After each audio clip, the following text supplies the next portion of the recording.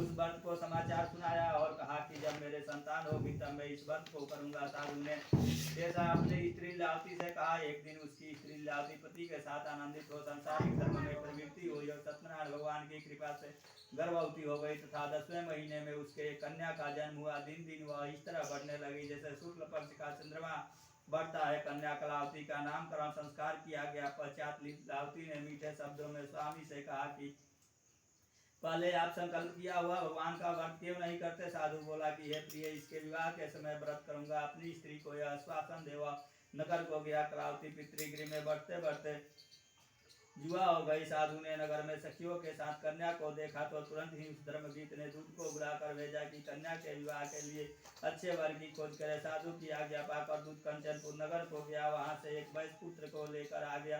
साधु ने सुंदर गुणयुक्त वैश्य पुत्र को देखकर जाति और बंधु बांधवों के सही संतुष्ट हो विधि के अनुकूल अपनी कन्या को उसके साथ विवाह कर दिया। प्रारब्ध से विवाह के समय साधु व्रत करना भूल गया, जिसके कारण भगवान रुष्ट हो गए। अपने कर्म में प्रवीण साधु कुछ समय पीछे दमाद सहित व्यापार के लिए गया और सिंधु के समीप रत्नपुर नगर में व्यापार करने लगा।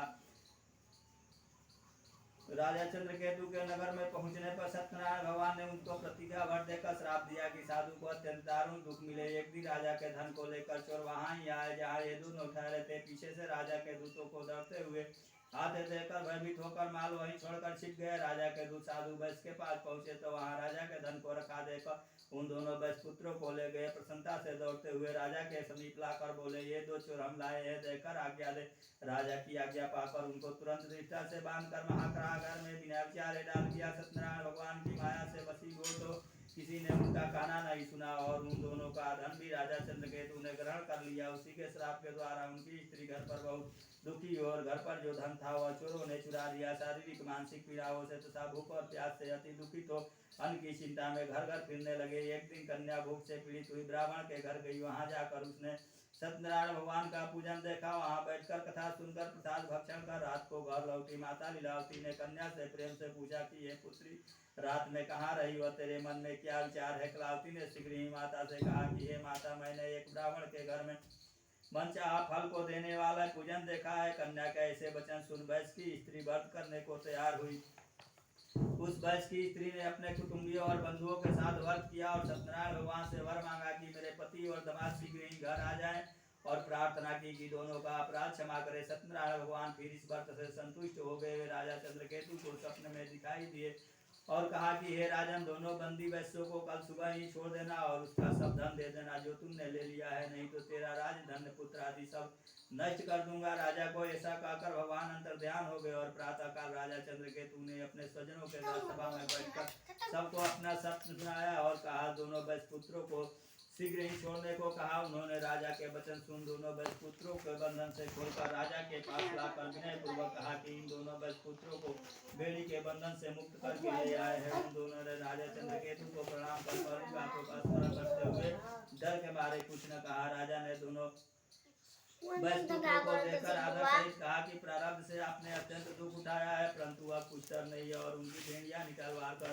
हजामत आदि बनवाई। राजा ने उनको वस्त्राभूषण दे दोनों को कहा कि अब अपने घर जाए। इन दोनों ने राजा को नमस्कार कर कहा कि अब आपकी कृपा से जाए। यह कर दोनों वैश्य पुत्र अपने घर को चले गए। इति श्री स्कंद पुराणे रेवाखंडे श्री सत्यनारायण व्रतम कथा तृतीयो अध्याय समाप्त। प्रेम से बोले सत्यनारायण भगवान की जय।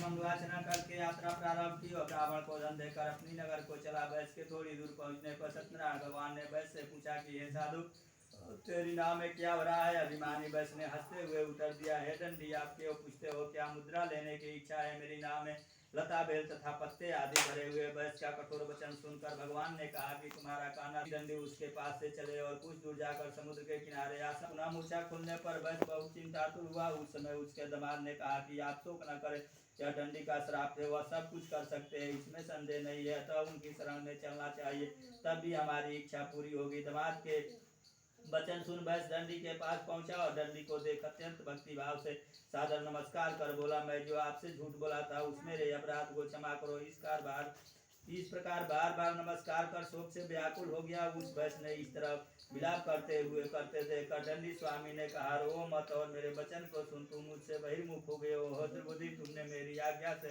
पुनः दुख पाया है। भगवान के ऐसे वचन सुन वैश्य स्तुति करने को उद्यत हुआ। साधु बोला, हे भगवान, आपकी माया से मोहित हुए ब्रह्मा आदि देवता भी जब आपके रूप को नहीं जानते, तब मुझ साथ द्रौपदी आपकी माया से मोहित होकर कैसे जान सकता है। आप प्रसन्न हो जाए, मैं ईश्वर के अनुसार आपकी पूजा करूंगा। मुझ शरणागत की रक्षा करे और पहले के समान नौका में धन कर दे। तब वैश्य के भक्ति भाव से भरे वचन सुनकर भगवान प्रसन्न हो गए, उनकी इच्छा के अनुसार वर देकर वहां से अंतर ध्यान हो गए। तब वैश्य ने नौका पर चढ़ा, नाव को भरी हुई देखा, तब कहा कि सत्यनारायण भगवान की कृपा से मन क्या फल हुआ, और साथियों सहित तथा विधि व्रत और पूजन करके सत्यनारायण की कृपा से अत्यंत प्रसन्न हुआ। नाव को जोड़कर अपनी देश को चला। साधु ने दमाद से कहा कि हमारी नगरी को देखो, और अपने धन के रक्षक दूत को नगर भेजा। दूत ने नगर में जाकर वैश्य की स्त्री को देखकर हाथ जोड़कर नमस्कार कर अनुकूल वचन कहे। वैश्य दमाद तथा बांधुओं सहित नगरी के समीप आ गए हैं। दूत के ऐसे वचन सुन वैश्य की स्त्री बहुत प्रसन्न हुई और सत्यनारायण भगवान की पूजा कर अपनी कन्या से बोली कि पुत्री, मैं चलती हूँ, तू दर्शन करने के लिए शीघ्र यहाँ माता के कहना सुन और व्रत को समाप्त कर प्रसाद को त्याग कर वह पति की ओर चली गई। जिससे सत्यनारायण भगवान ने क्रोध कर उसके स्वामी और धन सहित नौका को डुबो दिया। कलावती ने अपने पति को न पाकर बहुत शोक से रोती पीटती भूमि पर लौटने लगे। इस तरह नौका को देख और कन्या को रोती देख वैश्य ने भयातुर हो कहा, यह क्या आश्चर्य हुआ।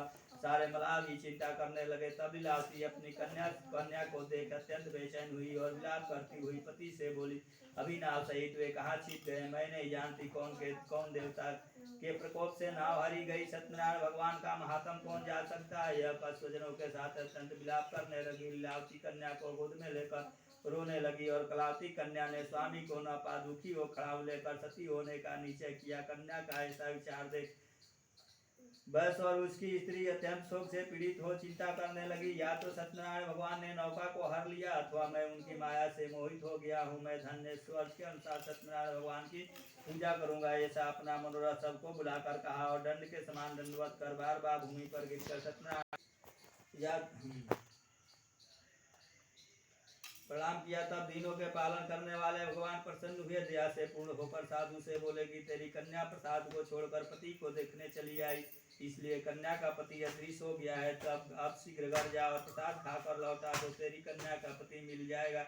ऐसा आकाश से ऐसा वाक्य सुनकर शीघ्र ही घर जा प्रसाद खाकर वह आई तो अपने पति को वहाँ पाया। तब कलावती अपने पति के पास गई और कहा, अब घर चलो, क्या देर करते हो। कन्या का वचन सुन वैश्य बहुत संतुष्ट हुआ और सत्यनारायण भगवान का विधि विधान से पूजन कर बंधु बांधवों सहित अपने घर को गया। और पूर्णमासी तथा संक्रांति को सदैव सत्यनारायण का विधि से पूजन कर इस लोक में सुख भोग कर मरने के पश्चात स्वर्ग लोक को चला गया। इसी श्री स्कंद पुराणे रेवा खंडे श्री सत्यनारायण व्रतम तथा चतुर्थो अध्याय समाप्तम। प्रेम से बोले सत्यनारायण भगवान की जय, हरि लाल की जय।